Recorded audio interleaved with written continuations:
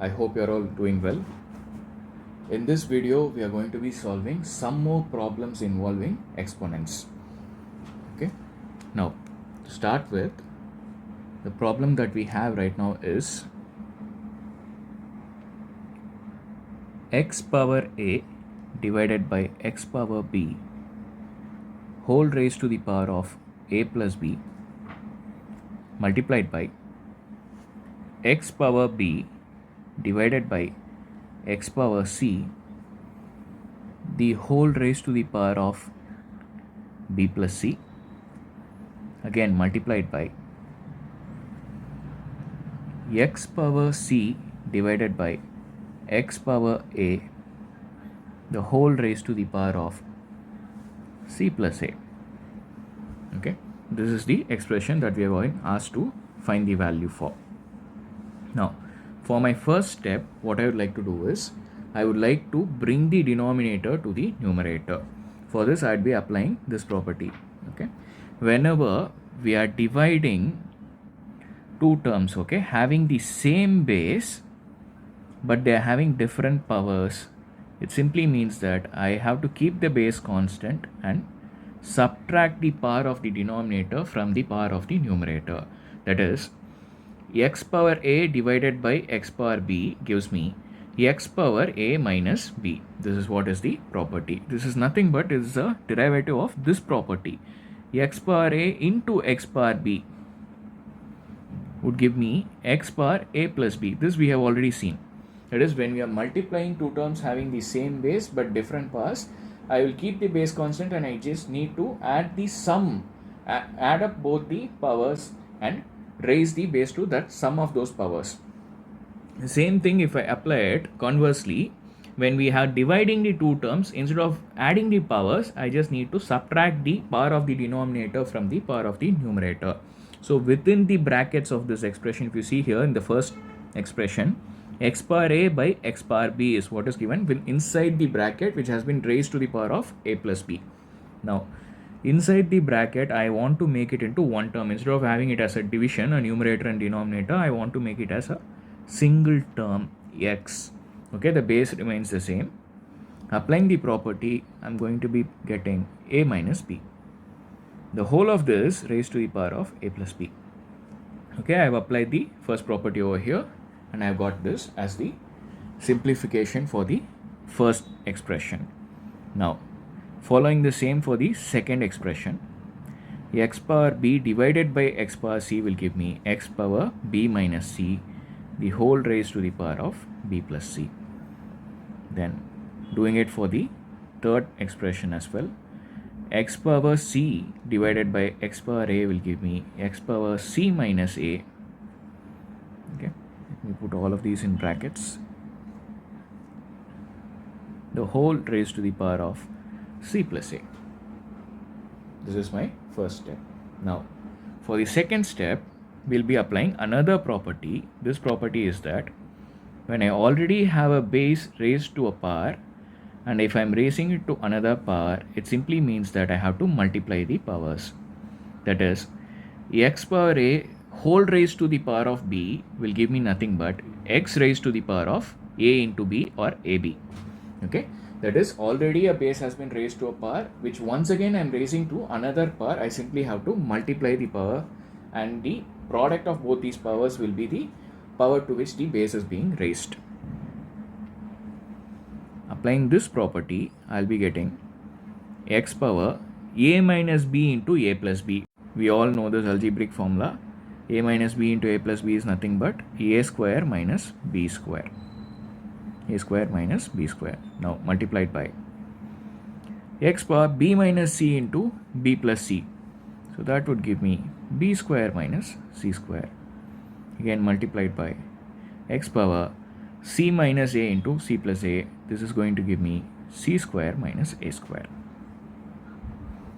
At the second step, I have got this as my answer. Now, proceeding one step further, I'll be applying this property here. The second property, what I have put here on the right hand side of my margin, x power a into x power b equal to x power a plus b. That is multiplication of two terms having the same basis. Here you see all the three terms which are being multiplied with each other have the same base x. I simply need to add the powers. In this step, I'm just going to add the powers. A square minus b square for the first term. Then plus b square minus c square for the second term. Then plus c square minus a square for the third term. I've just applied this property. Now all I need to do is simplify. You can see here a square and minus a square will cancel one another. B square and minus b square will cancel one another. C square and minus c square will also cancel one another. Cancelling means they'll all become 0 when I add them. Plus a minus a, when we add them together, they become 0. So all of these will result in x being raised to the power of 0. And whenever we have a base a raised to the power of 0, it gives me nothing but 1. So the answer to this expression is 1. I hope it is clear. The answer to this whole expression is 1. Now, let us move to the next problem. Just give me a minute. Okay. I have erased the steps and the problem. I have kept the properties what I have listed on the right hand side as it is. Okay. Now proceeding to the next problem. We have another similar problem. Okay.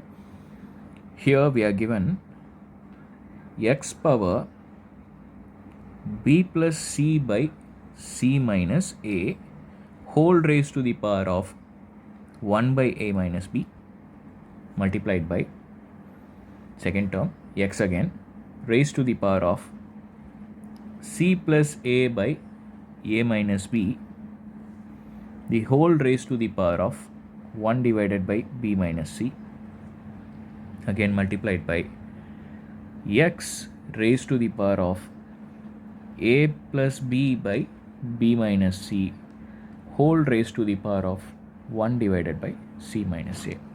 We've been asked to find the value of this expression again. Okay.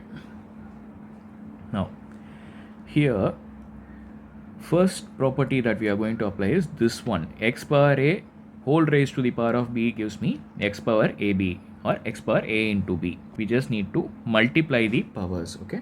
That is, a base has already been raised to a power. I am raising it to one more power. I just need to multiply the powers. So, applying the property, what we are going to do is we are going to multiply the powers. Base x is going to be constant. The powers are going to be multiplied with one another. B plus c by c minus a multiplied by 1 by a minus b. Now, when we are multiplying fractions, we have to multiply the numerator with numerator, denominator with denominator. So the numerators b plus c into 1 will give me b plus c, and denominators c minus a into a minus b. I'm going to keep them as it is. I'm not going to simplify right now. Okay, c minus a into a minus b. Same thing I'm going to do for the second term. X base going to remain as it is. The powers, numerator c plus a into 1 gives me c plus a divided by a minus b multiplied by b minus c. Same thing for the third term. X power a plus b into 1 gives me a plus b divided by b minus c into c minus a. First step is over. Now for the second step. For the second step, we are going to apply this property. X power a into x power b gives me x power a plus b. We just have to add the powers. So we'll add them one by one. We can see here the bases are all same x. Okay, we just have to add the powers. We'll do it one by one. I'm going to add the powers of the first and the second term now. So I'll keep this x base constant. Okay, between the powers. Now let's see. These are both fractions. So in order to add fractions, I need to have the same denominator. But here in this power for the first term, my denominator is c minus a into a minus b. Whereas when I have my second term, the denominator is a minus b into b minus c. In both these cases, a minus b is common. I can keep it as it is in my power. Now, for the other two terms that are there in the denominator, when I take the first one, b plus c is there in the numerator, but in denominator I don't have b minus c, what is there in the denominator of the second term. So I need to multiply both the numerator and denominator using b minus c.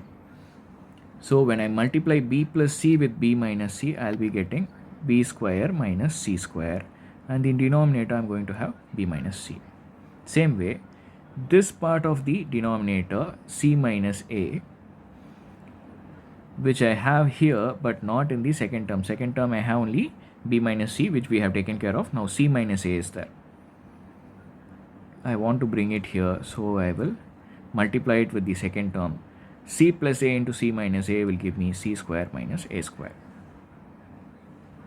Now the first and second term we have brought them together using this property. X bar a into x bar b gives me x bar a plus b. Applying that property, we have simplified the first and the second terms. Now the third term is going to remain as it is. X bar a plus b divided by b minus c into c minus a. Okay. Now simplifying this, we can see here plus c square minus c square will zero out. I'll be left with x power b square minus a square by a minus b into b minus c into c minus a, multiplied by x power a plus b by b minus c into c minus a.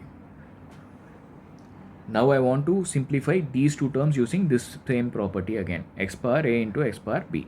Okay. Here in the denominator for the first part, we have b minus c as well as c minus a, which are there in the second term, so I don't have to multiply anything over here.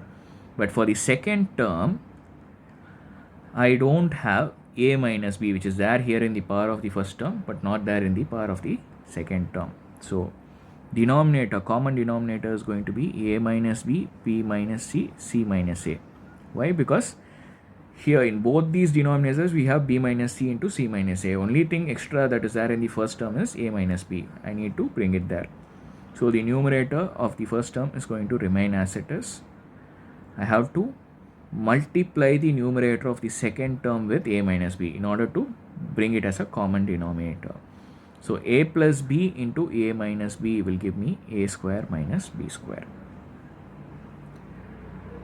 Now all I need to do is simplify again. I can once again see here that b square minus b square will cancel, a square minus a square will cancel. I am left with nothing but x power 0 divided by a minus b into b minus c into c minus a, which is nothing but x power 0, which gives me 1. The answer once again is 1 over here. I hope it is clear. Okay, let us proceed to the next sum.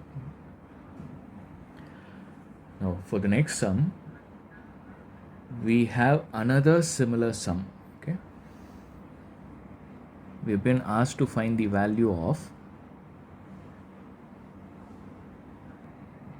x power b divided by x power c whole raised to the power of a multiplied by x power c by x power a whole raised to the power of b multiplied by x bar a by x bar b whole raised to the power of c.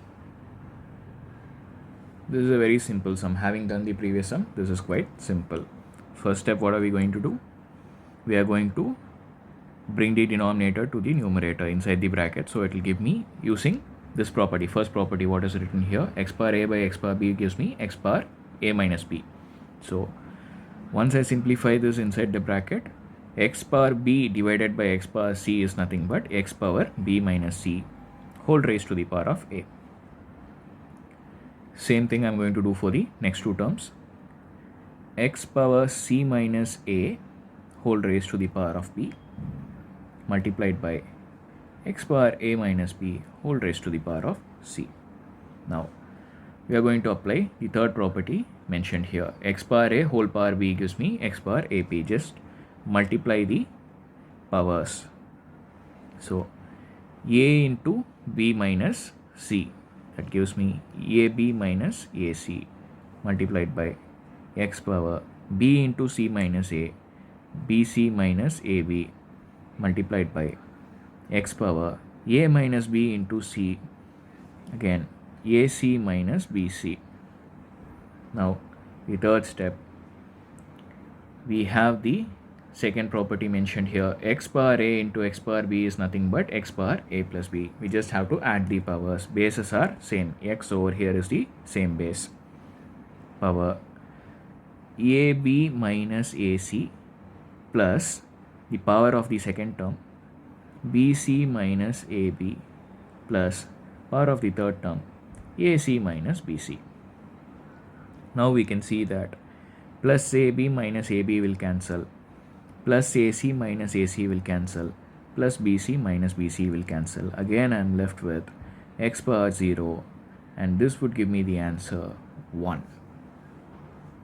Very easy. X power 0 gives me 1. So once again the value of this exponential expression is also 1.